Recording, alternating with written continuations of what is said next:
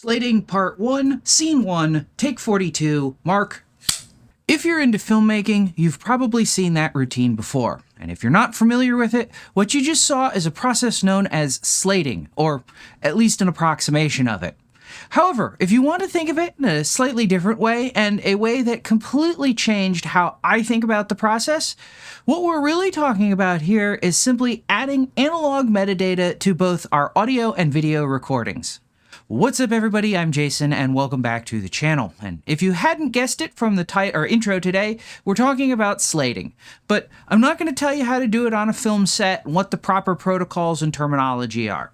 There are people far more qualified to do that on YouTube and the internet as a whole rather than me.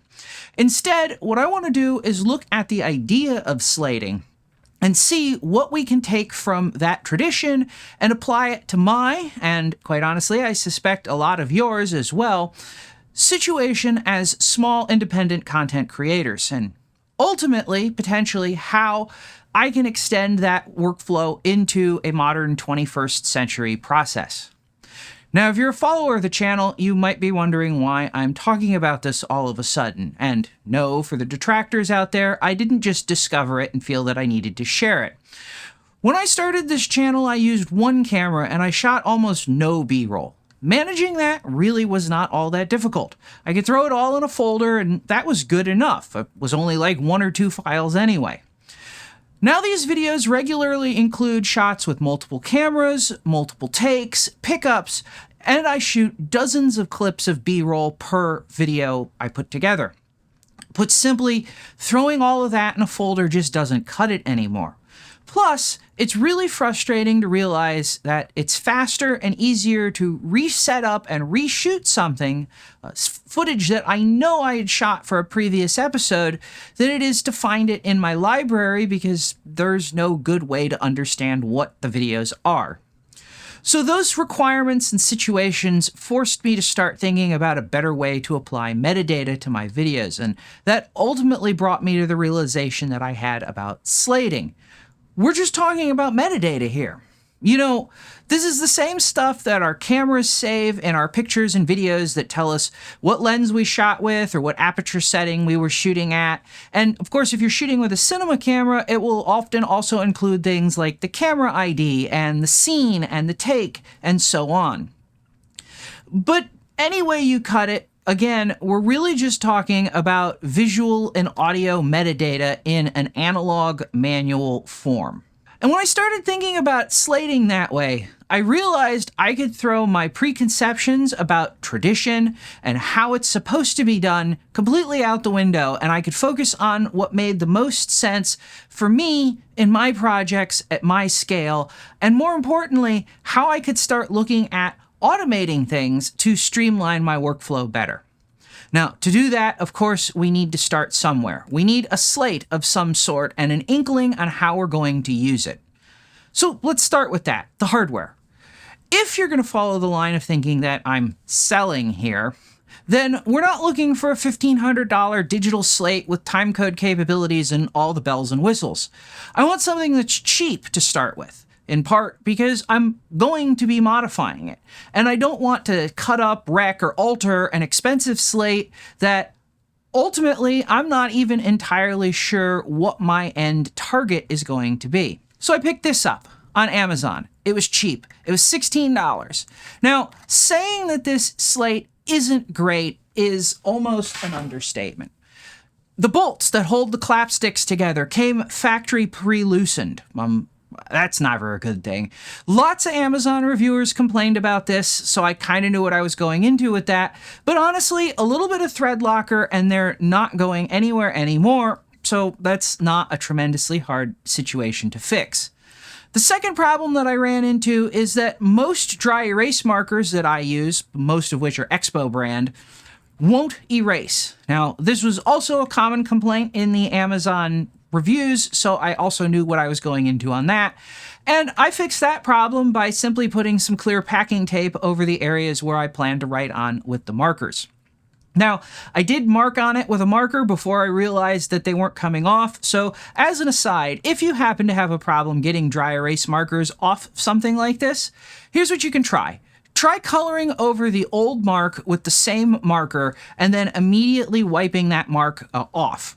What'll happen is the solvent in the new mark will dissolve the old marker, and then both should wipe away cleanly. At least that's how I cleaned up the test marks that I made on this board before I realized that the acrylic didn't give up the marks, and I put packing tape over it.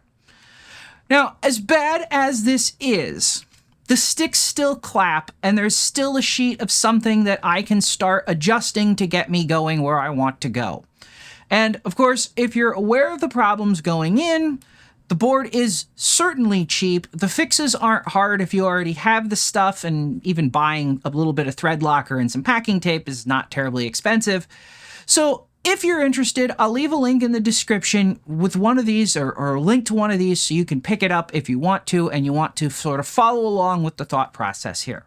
Of course, in the long term, you're probably going to want to use a better board, but in the long term, hopefully I'll have a actual, better idea of what we should be doing with it. Now, with the hardware out of the way, let's talk a little bit about the metadata. And by that, what I mean is simply what I'm going to be marking up on the board. Now, there's a whole lot that's already marked on a traditional slate, or available for you to mark, that quite honestly just doesn't matter to me. Take, for example, roll. This dates back to film, though now it also usually refers to the media card. But in my application, shooting digital, shooting on a small scale production, that doesn't really matter. If you go back in history, in a film production, you would not be looking at the original negatives. You would be looking at a working print or a daily or something like that. And so you needed to be able to know what roll you actually were pulling that print from, so that you could go back to that original negative when you needed to do the final production or post-production. But for my digital workflow, I could hardly care less what card the media is on, because I only have two and one's in each of the cameras. And once the files are copied to my server, where I'm going to be working on them anyway, I absolutely don't care what card they came from at all. And the same can honestly be said for a whole lot of the stuff on the slate. Director, camera, day, date, night, interior, exterior, MOS, meaning motor only sync, which means that the sound is not being recorded at all, or sync, which means that video and audio are recorded separately, which actually those last two are maybe more useful now that I think about it, but still, I'm not sure how necessary they really are. In fact, about the only thing that's left on the bottom of the original slate that's useful to me is the filter entry, since there is nothing to record what filters are being used, and even if you're shooting with a camera like a C70 that has internal neutral density, and maybe recording that in the metadata, if you're putting something like a mist filter or whatnot in front of the lens, well, the camera has no way to know that, so it can't log it. So for me, all of that is slated to be replaced one way or another. Not entirely sure with what, though. So that brings me to a couple of the ideas that I have had on what I might keep and why. So scene and take are definitely going to stay. They're useful one way or another, I think. However, I do need to figure out how to deal with scenes. Again, traditionally, you would have numbered scenes, 1, 1A, 2, so on and so forth. And numbered scenes don't make a whole lot of sense in my situation. So if you go back again and look at the Hollywood or the bigger production aspect, they work fine there because there's a lot of pre-planning. So everything's planned out, and so you just have a shot list with all of the scenes, and you can mark up your slate based on that, and you know what everything references. I don't work that way. And I guess I could potentially work that way, and may have to in certain productions. For the vast majority of the videos I shoot, I'm shooting an A-roll, which is basically just one scene, and then I'm shooting some amount of B-roll that I'm not entirely sure what that's going to be until after I actually shoot it, or at least when I start to shoot it. So while I could create a shot list after shooting, I also think that's adding an additional layer of abstraction, complication, and indirection, and getting me away from that goal of being able to find things efficiently. Now, one field I am thinking about adding is keywords. Keywords is something that I have always found useful for finding things in my Lightroom library with pictures, and I suspect it would be just as useful in a video library as well. But aside from that, my list of necessary fields is pretty short. Production, what I'm shooting, scene take, keywords, and filter, which just seems like it would be useful to have even though I don't shoot with filters an awful lot. Okay, so let me wrap this up by talking briefly about the bigger plan here. While there's all kinds of ways to go about adding digital metadata directly into your files, I kind of like writing on something and not typing into a tablet, or especially not typing into the on-screen keyboards on my cameras. They're horrific.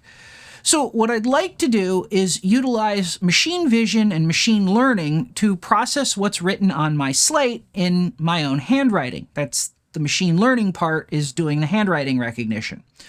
And then converting that into digital data that I could then just write to the files as if it was being saved from the camera. Now, on the programming side, this is all pretty new to me. I've done a little bit of machine vision work, but nothing significant. And I've never done any machine learning work, but I think I've got some good tutorials on this. There's a lot of tool sets out there that already take care of it, so I think that at least is a tractable problem for me. But what I'm really trying to say here is I don't know how long this is going to take. This sounds like a good idea. I certainly would like this to be implemented sooner rather than later, but I've got a lot of work ahead of me. Now that said, I've already started making the first tentative steps in getting this working. I've got a machine vision fiducial on the slate, and I can already recognize it and align things in OpenCV, so that is the first step in being able to extract data. Now, my hope is that I can get this to a sufficient level of polish that I can release it for other creators to use, which is why I'm talking about it. Now, given that, this won't be the last video on the idea of slating, and I intend to revisit this as I work through the technical aspects of what's going on in processing this and how I'm evolving the slate design to be more useful. So expect to see more on this in the future, and of course, if this idea sounds like something you'd like, please consider hitting that subscribe button so that you can keep kept up to date as things happen. So with all that said, if you found this useful or at least interesting, let me know by hitting that like button. Also, consider sharing this if you think somebody else you know might find it useful. If this kind of thing seems like it might be your kind of thing, please consider subscribing to the project if you have not already. Finally, if you'd like to support this channel and the content like this directly, please consider hitting that thanks button if you can. It's always appreciated. And as always, thanks for watching, and I'll see you next time.